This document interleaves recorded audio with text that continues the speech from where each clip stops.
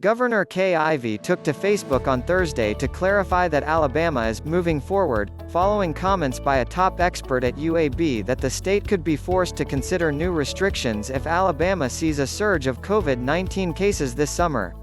Alabama is open for business, vaccines are readily available, and I encourage folks to get one. The state of emergency and health orders have expired.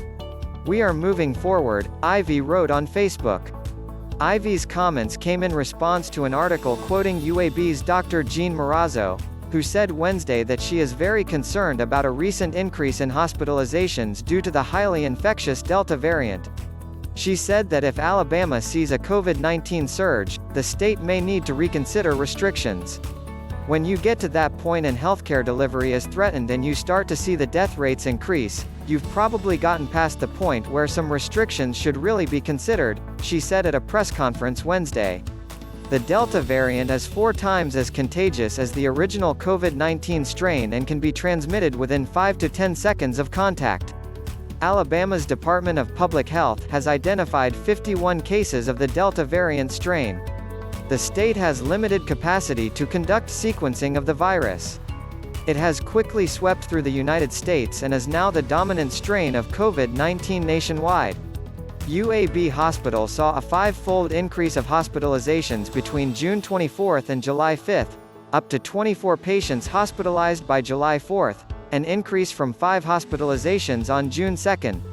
The increase is among mostly younger patients, following a national trend, said Dr. Marazzo.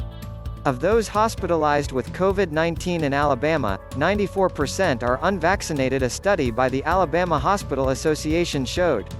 With 33% of the state's population fully vaccinated, Alabama has the nation's second to lowest vaccination rate following Mississippi, according to the CDC.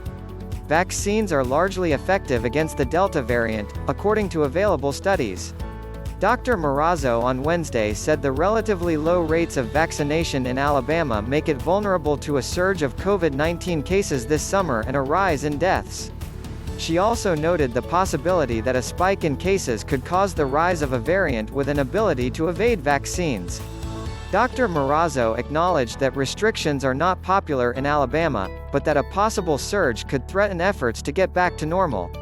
There's a point where you really just can't ignore what's going on. Where that balance is something we're going to have to grapple with, Dr. Marazzo said Wednesday.